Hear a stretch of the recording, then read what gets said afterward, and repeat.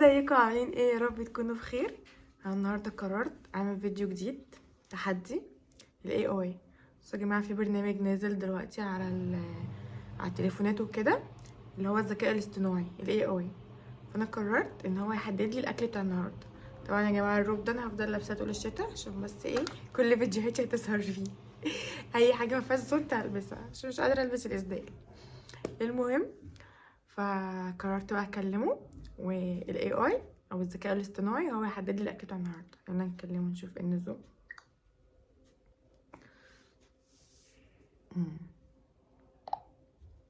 ازيك، عامله ايه؟ انا كويس الحمد لله. انتي عامله ايه؟ كله تمام الحمد لله. بقولك ايه، بصي انا عندي قناه على اليوتيوب اسمها يوميات بوسي، فكنت عايزه اعمل معاكي تحدي النهارده، اللي انت اللي تختاري لي نوع الغدا بتاع النهارده. ايه رايك؟ فكره حلوه قوي. طيب، ممكن نعمل تحدي ونختار اكله زي المسقعه مع سلطه زبادي. ايه رايك؟ اه والله العظيم اكله حلوه. عندك ايه تاني؟ قولي لي اراء كده تانية. طيب، ممكن كمان تعملي صينيه بطاطس بالفراخ مع رز بالشعريه. وجبه لذيذه وسهله التحضير. ايه رايك؟ انت ست بيت شاطره بقى. ده من ذوقك. ربنا يوفقك في التحدي وتبقى وجبه لذوذه ان شاء الله. ان شاء الله. طيب خلاص بقى، خلاص اخر كلام، حددي لي وجبه، واللي انت هتقوليه ده هو اللي انا هعمله. خلاص، نختار صينيه البطاطس بالفراخ مع رز بالشعريه. وجبه بصي شهيه بصي وسهله برضو، التحضير. نسيت اقولك اللي انا معايا ايه، بادجت 100 جنيه. فانا عايزه اعمل بال100 جنيه اللي معايا دي، فالفراخ غاليه وكده، شوفي لي وجبه كده حنينه. ممكن تعملي صينية خضار مشكل مع أرز بالشعرية. الخضار هيكون أرخص ومغذي، وده يناسب الميزانية. إيه رأيك؟ حلو برضو. بالهنا يلا. والشفا. لو احتجتي أي مساعدة تانية أنا هنا. والله انت قلتي لي افكار كتير، يعني قلتي لي مسقعه، وقلتي صينيه بطاطس، وقلتي لي خضار بتاع. شوفي لي كده برضو افكار تانية كده، عشان يمكن حاجه تعجبني فيهم. أكيد. ممكن تجربي المكرونة بالبشاميل أو الكشري. دي وجبات اقتصادية ولذيذة. ممكن كمان تعملي شوربة عدس مع خبز. وجبة مغذية وسهلة. إيه رأيك؟ حلو، انا بفكر اعمل عدس برضو. العدس ده وجبه حلوه، انت ايه رايك؟ العدس فعلا وجبة ممتازة ومغذية، وكمان سهلة التحضير. هيعجبك جدا. قولي لي كده بتتعمل ازاي. ممكن تسلقيه مع بصل وجزر وتوم. تضيفي كمون وملح وفلفل وتسيبيه يغلي لحد ما يستوي. بعدين تضربيه في الخلاط عشان يبقى ناعم. ممكن تضيفي لمسة من الليمون قبل التقديم. وبالهنا والشفا. ده انت شاطره بجد بقى، لا عجبتيني. ده من ذوقك، وانا مبسوطة اني قدرت اساعدك. لو احتجتي اي حاجة تانية انا هنا. اسمك ايه بقى؟ عرفيني على اسمك كده. مع السلامة. ما بيقولوش اسامي. بقول لك ايه، طب ايه رايك اسميكي سوسن؟ ممكن نسميه شوربة العدس اللذيذة. ايه رأيك؟ لا يعني اسميكي انتي سوسن، يعني انا ديكي اقول لك يا سوسن. انا اسفة، انا مش باسمه سوسن. حاولي تختاري اي اسم يعجبك. طيب اسميكي مديحه. انا مجرد مساعدة هنا علشانك. ممكن تناديني باي اسم تحبيه. تمام، يعني بعد كده هقول لك يا مديحه. انا هنا علشان اساعدك دايما. اذا احتجتي اي شيء انا موجوده. بصي انا اقول لك يا مديحه وانتي تقولي لي يا بصبص. اكيد يا بوسي. لو في اي حاجه تانية تحبي تتكلمي فيها انا موجوده. لا قولي لي يا بصبص. حاضر يا بوسي. لو في اي بصبص. حاجه تانية. انت مش بتدلعيني ليه؟ انا مفيش حد بيدلعني ليه؟ قولي لي يا بصبص.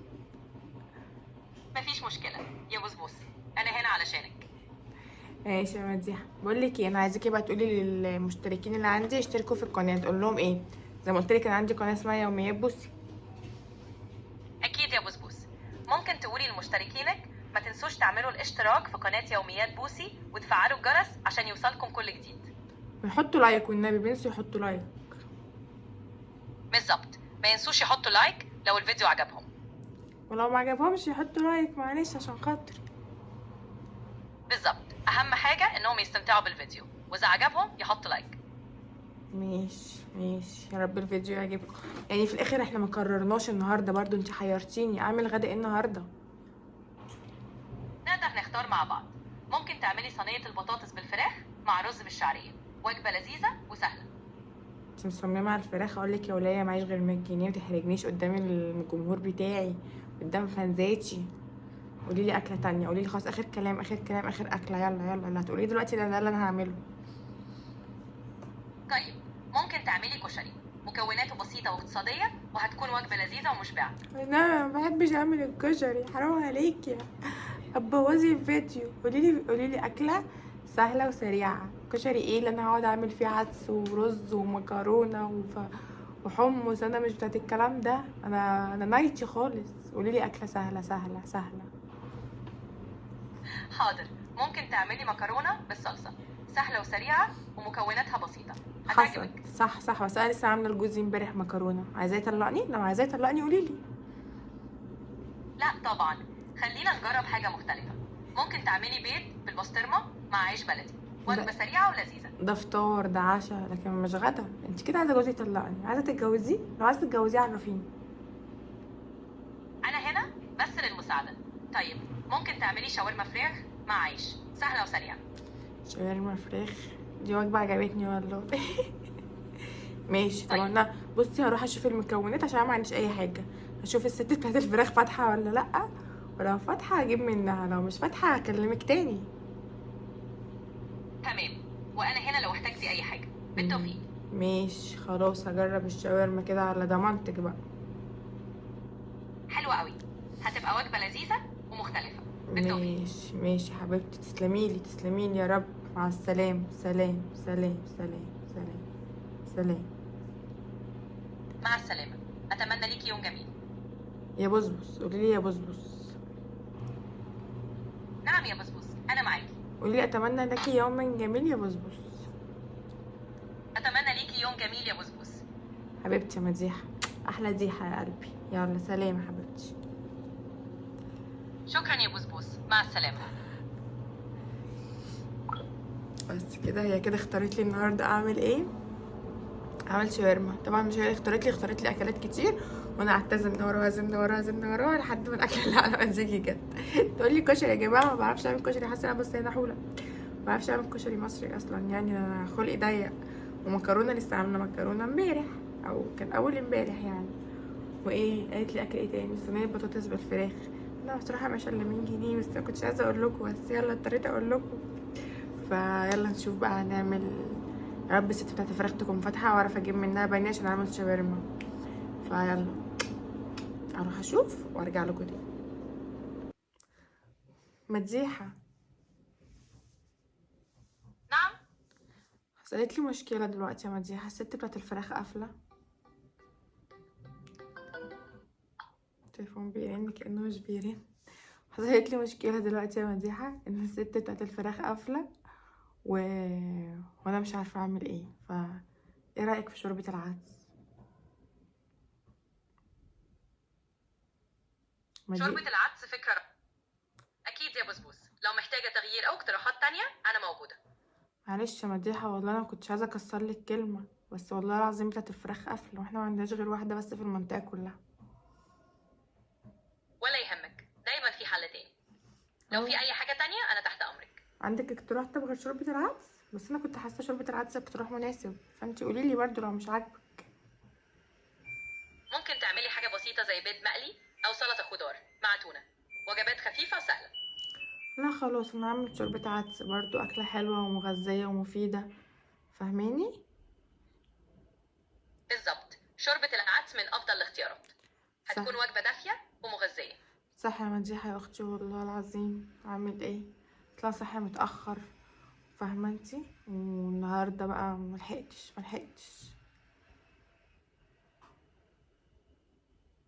مديحه سامعاني؟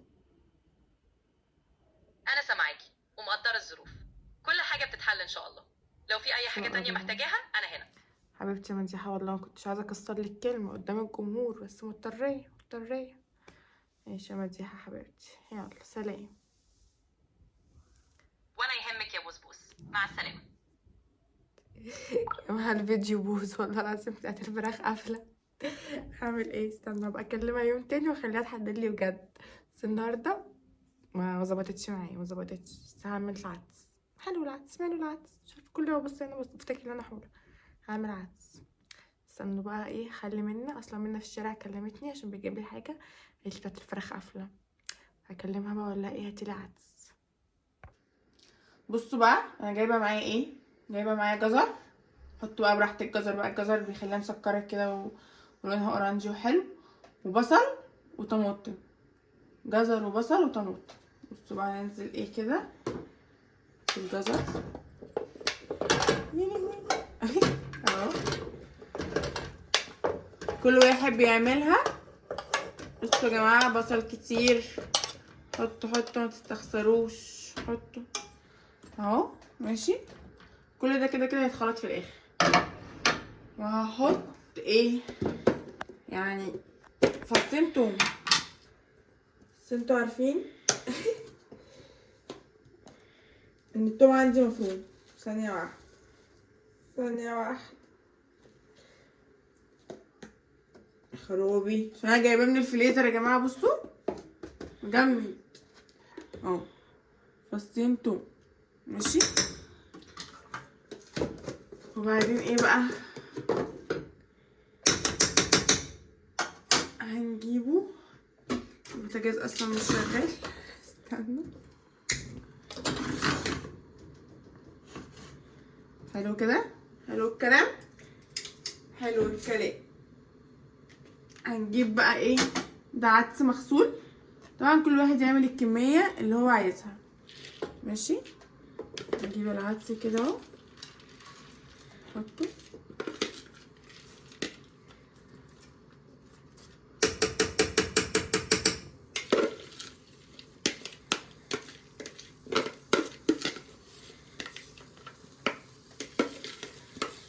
مش عارفه، حاسه الحله دي يا رب تكفي،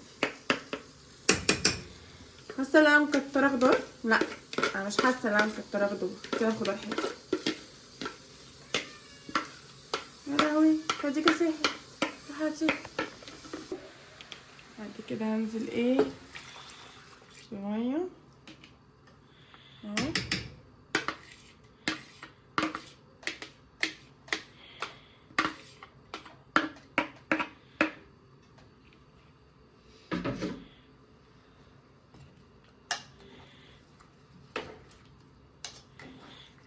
عايزه ميه تاني، استنى نجيب ميه تاني، ميه مغليه عشان تنجزوا.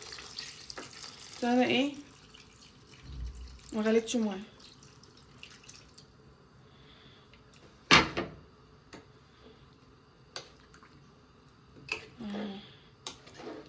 سيبوا بقى كل ده كده ياخد ويدي مع بعضه، يعني كل ده كده يتسلق، مش هنحط دلوقتي توابل ولا اي حاجه غير لما كل ده كده يتسلق مع بعضه.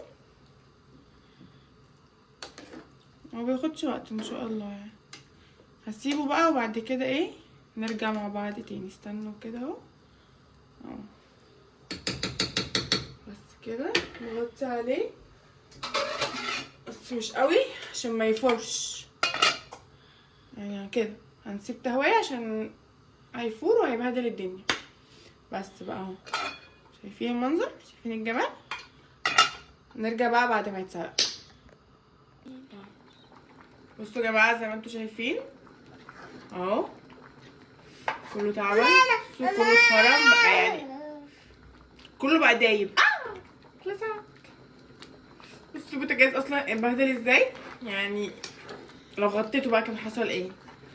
بصوا بقى هنسيبه كده ايه يبرد اهو، بعد ما اتسلق كده نقفل النار. بصوا البوتاجاز، يلا مش مهم، هنسيبه بقى ايه يبرد خالص عشان بعد كده ايه نخلطه في الخلاط. لو عندك هاند بلندر اسهل طبعا بكتير، بس انا ما عنديش، فهسيبه يبرد شويه ويهدى كده عشان اضربه في الخلاط. بصوا بقى، مش عارفه اصلا انا باينه ولا لا، بس مش مهم باين يعني.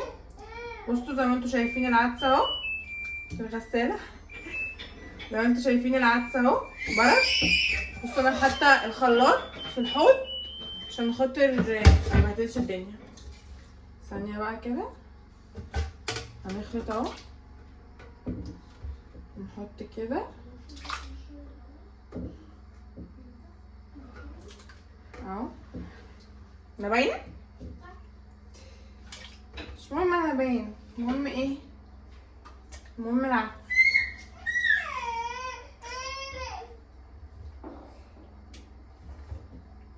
ماشي، حطوا بقى الكمية على حسب ما الخلاط ياخد. انا خايفة احط اكتر من كده. ثانية واحدة.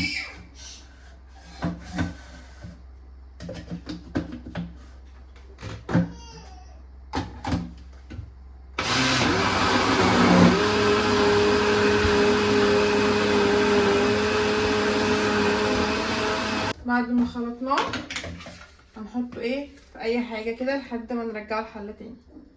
ماشي، ممكن ترجعوا الحلة على طول، بس انا ايه في خطوة كده هعملها الاول قبل ما ارجعه الحلة. ماشي، بعدين ايه مش عارفة ليه محتاسة، مش عارفة ولا ايه ولا جماعة. انا بجد بحتاس قوي وانا في المطبخ، مش عارفة انتوا شايفيني ولا لا، المهم انتوا سامعيني.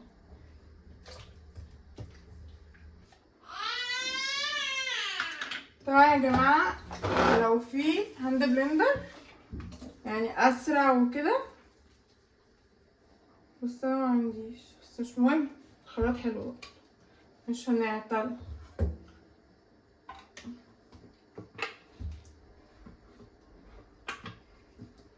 ماشي خلاص كده اهو. عايزه اوريكم اهو.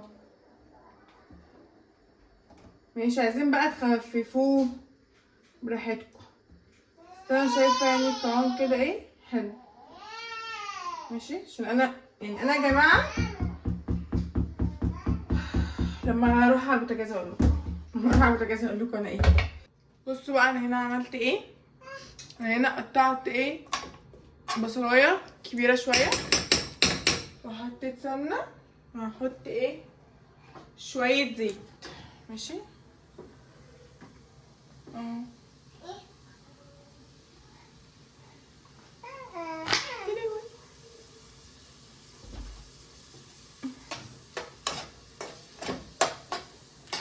حاسه ان انا كترت زيت، انا مش حاسه متاكده. المهم لما تدبل شويه بقى كده هرجع لكم تاني. بصوا بقى لما كده ايه قربت تستوي خلاص، نحط ايه، نحط شويه توم كده اه. ماشي، نقلب كده تاني.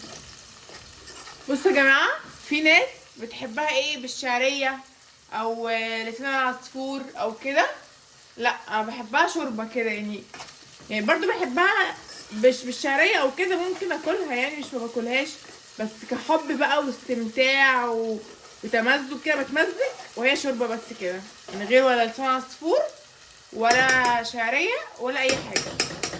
بس عشان كده انا ما حطيتش ولا شعريه ولا لسان عصفور، انا بحبها ساده كده من غير اي حاجه. وعملت ايه بقى، دي الخطوه. انت ممكن تحطي العدس وتعملي الطشه دي في طاسه وتحطيها على العدس، بس انا قلت ايه يعني كده اسهل بقى كده، لاني اصلا الخلاط ما كانش مكفي، فلازم كده كده هفضي في حاجه. تمام، فقلت بقى كنت ممكن افضي في الحله، مش عارفه اقول ايه، بس حسيت كده احلى يعني. حسيت اللي انا لو عملت الطشه هنا وحطيت فوق منها العدس هتبقى احسن اهو. انتي ممكن زي ما قلت لك بقى براحتك بقى، الاكل ده يعني اذواق. انتي ممكن تحطي العدس الاول، بعد كده تجيبي طاسه وتحطي فيها البصله والثومه وتشوحيها، وبعد كده ايه تنزلي على العدس براحتك خالص اهو.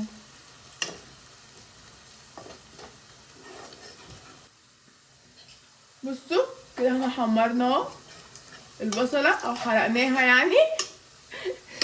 هنوطي النار، هننزل بقى بايه بالعدس اهو.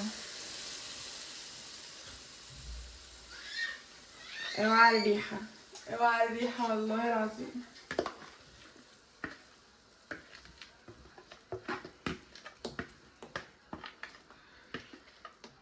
يا جماعة عايزة اقول لكم اقسم بالله خديجة لخماني خلت البصلة اتحرقت مني، بس متحرقتش قوي يعني، حلوة جميلة،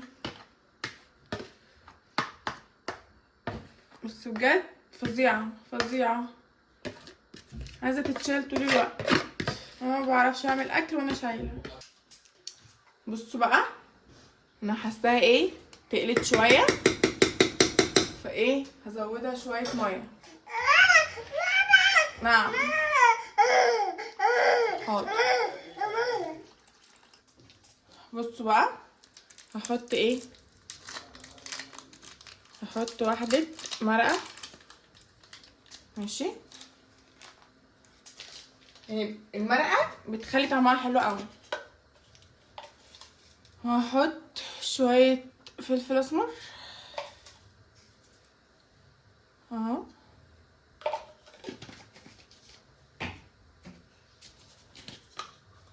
وهحط شوية كمون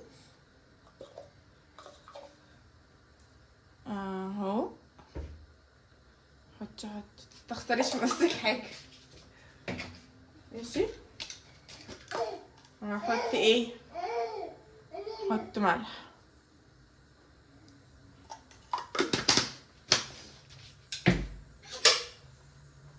اقلب كل ده.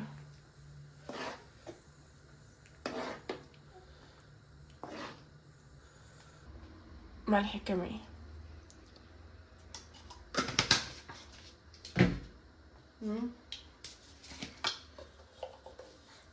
وشوية كمون كمان. يلا قلبت، حط عليهم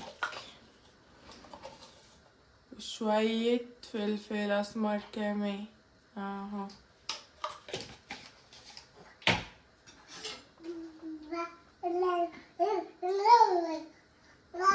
نقلب كل ده اهو.